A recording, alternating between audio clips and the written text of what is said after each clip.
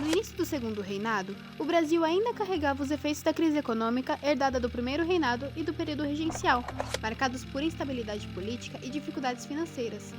Nesse cenário, a base da economia continuava sendo a agricultura de exportação, que sustentava as finanças do Império. O açúcar, que já tinha sido o principal produto do Brasil desde o período colonial, estava em decadência no mercado internacional.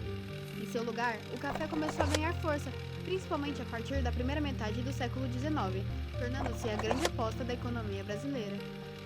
Toda essa produção dependia fortemente da mão de obra escravizada, que continuava sendo a principal forma de trabalho nas fazendas.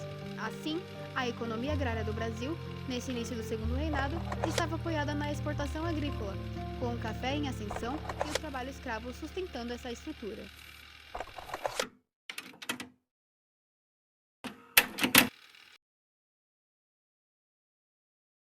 A corte real portuguesa transformou muitas coisas após sua chegada. Os portos se abriram para o mundo, novas organizações surgiram e a economia começou a se integrar mais e mais no mercado global. Em meio a tudo isso, um produto se sobressaiu, o café. Ele foi trazido ao Brasil no início do século XIX. Veio do Pará para o Rio de Janeiro por volta de 1800. A planta se adaptou bem às condições do nosso país e logo se espalhou pelo Vale do Paraíba e, em seguida, pelo Oeste Paulista. Essa expansão ocorreu rapidamente por alguns fatores. O clima e o solo do Sudeste eram ótimos para o cultivo e a proximidade com os portos facilitava o envio da produção para outros países, principalmente para a Europa e os Estados Unidos, grandes compradores na época. Durante o século XIX, o café se tornou o principal produto de exportação do Brasil, representando mais da metade do comércio total. Isso gerou várias consequências. Os fazendeiros de café ficaram ricos e poderosos, cidades do Sudeste cresceram muito e surgiram as primeiras ferrovias, construídas para levar o café aos portos.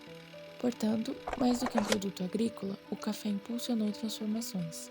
Ele ajudou a construir a economia, a sociedade e até a infraestrutura do Brasil, deixando um legado que ainda se sente nos dias atuais.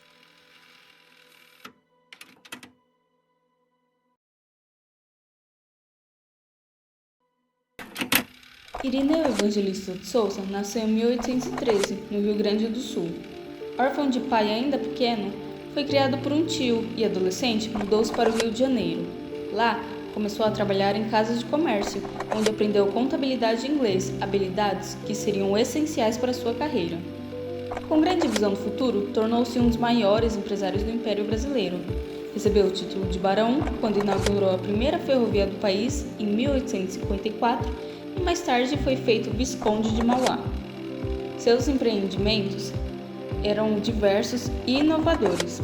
Fundou estaleiros e fundições em Niterói, construiu a estrada de ferro Mauá, criou o Banco Mauá com filiais internacionais, introduziu a iluminação pública a gás no Rio de Janeiro, desenvolveu companhias de navegação a vapor e participou da instalação do telégrafo submarino que ligou o Brasil à Europa. Mauá acreditava que o país precisava ir além da economia agrícola, baseada sobretudo no café. Para ele, modernizar transportes, comunicação e indústria era essencial para reduzir a dependência de importações e colocar o Brasil no caminho do progresso. Trouxe máquinas modernas da Inglaterra, trouxe parcerias com capitais estrangeiros, buscou diversificar a economia nacional. Mas suas iniciativas encontraram obstáculos. A elite agrária, que lucrava com a escravidão e exportação agrícola, não tinha interesse em apoiar a industrialização. O Estado, muitas vezes, ofereceu pouco respaldo, e as mudanças nas tarifas de importação favoreciam produtos estrangeiros mais baratos. Além disso, o mercado interno era limitado, os custos de crédito eram altos e o país sofria com crises econômicas globais. Por tudo isso, a industrialização que Mauá tentou implantar não se consolidou em sua época. Ainda assim, seu legado foi marcante. Ele mostrou que o Brasil podia sim ser mais do que um exportador agrícola e antecipou condições que só se firmariam no fim do Império e no início da República. O Barão de Mauá permanece como símbolo de reforço pioneiro pela modernização do país.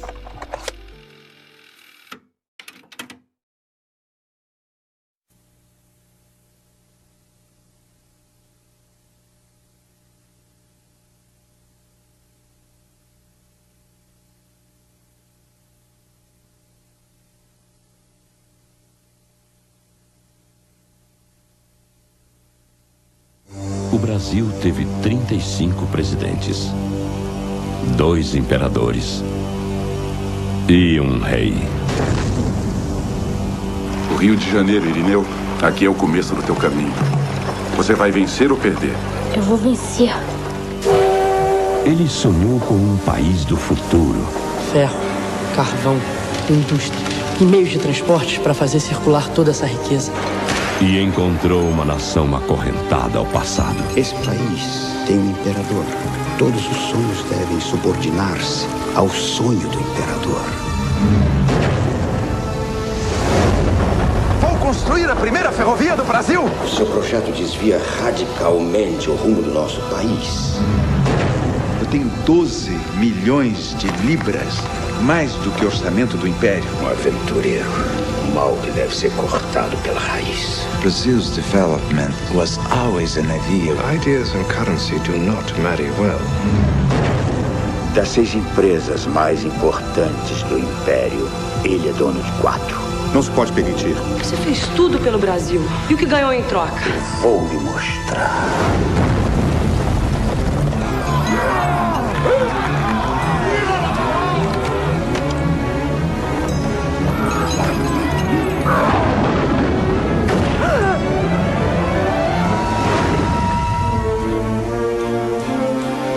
Existem pessoas que nasceram para mudar a história.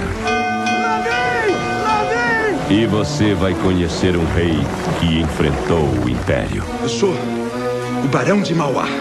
Paulo Betti, Malu Mader, Otton Bastos, Michael Byrne e Richard Durden. Uma superprodução do diretor de Guerra de Canudos. Mauá, o Imperador e o Rei.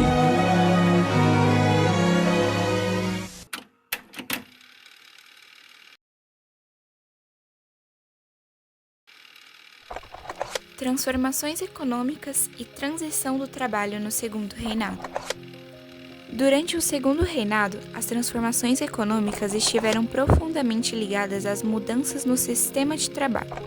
Até meados do século XIX, a produção agrícola, em especial a do café, dependia quase exclusivamente da mão de obra escravizada. No entanto, pressões internas e externas, como a Lei Eusébio de Queiroz, 1850, que proibiu o tráfico internacional de escravizados, e o fortalecimento das ideias abolicionistas iniciaram um processo de transição que culminaria com a abolição da escravidão em 1888. Para suprir a crescente necessidade de trabalhadores, iniciou-se a política de incentivo à migração europeia, sobretudo de italianos, alemães e portugueses. Muitos foram atraídos para as fazendas de café do Sudeste, substituindo gradualmente o trabalho escravizado pelo assalariado. Esse movimento não só alterou a estrutura produtiva, mas também trouxe novas dinâmicas sociais, culturais e urbanas para o país. As transformações econômicas também se expressaram na modernização da infraestrutura, com destaque para a construção de ferrovias, essencial para o transporte do café até os portos, além da expansão de estradas, telegráficos e serviços urbanos. Esse avanço fortaleceu as cidades do Sudeste, como São Paulo, Rio de Janeiro e Campinas, que se tornaram polos de crescimento populacional e econômico, marcando o início de uma urbanização mais intensa no Brasil. Assim, a transição do trabalho escravo para o assalariado, associada à chegada de imigrantes e ao desenvolvimento de estruturas modernas, moldou uma nova fase da economia brasileira no Segundo Reinado. Esse processo não eliminou a dependência da agricultura de exportação, mas abriu caminho para transformações sociais e para o fortalecimento das cidades, preparando o país para os desafios que viriam com a República.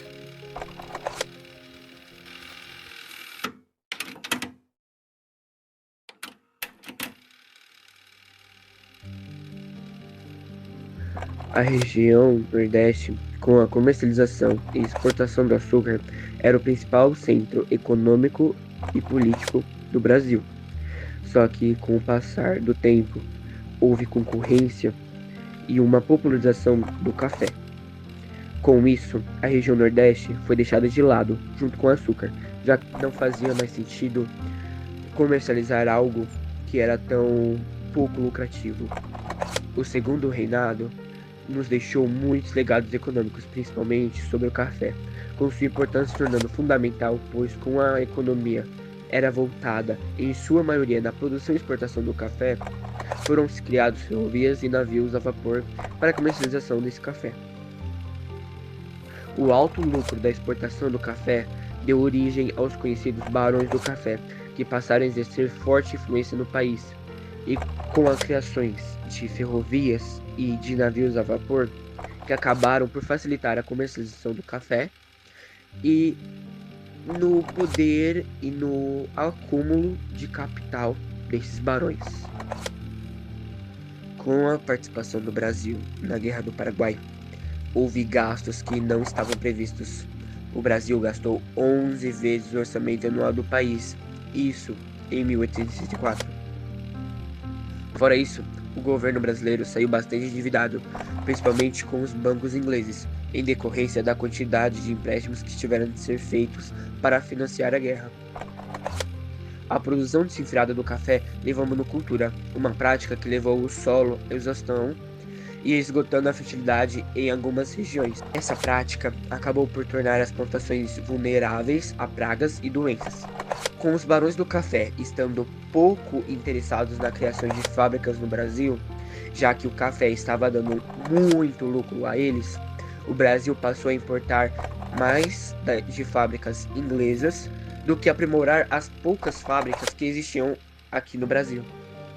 Com a base da economia sendo cafeeira, ajudou a moldar um Brasil pouco industrializado e dependente da agroexportação, mas deixou com infraestrutura como ferrovias, uma concentração fundiária e com um centro de poder no Sudeste, que culminou na ascensão das elites cafeicultoras.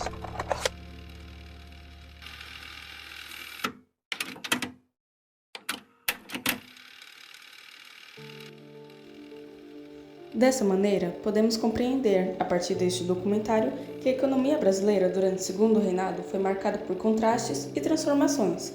O café se firmou como o principal motor de crescimento do período, dando continuidade ao papel que antes haviam exercido produtos como o açúcar e o ouro, e consolidando o Brasil como um grande exportador no mercado mundial. Ao mesmo tempo, empresários como, por exemplo, o Barão de Mauá, que já foi citado anteriormente, buscavam modernizar a economia com iniciativas ligadas a bancos, indústrias, ferrovias e iluminação urbana. No entanto, esse progresso convivia com a profunda desigualdade da época. A riqueza permanecia concentrada nas elites cafeicultoras, enquanto a escravidão seguia como base da produção ainda. Mesmo com essas contradições, o período lançou as bases para as mudanças econômicas, que se intensificaram ainda mais no final do século XIX, mostrando como o café e os esforços de modernização resistiram em meio às transições do Império.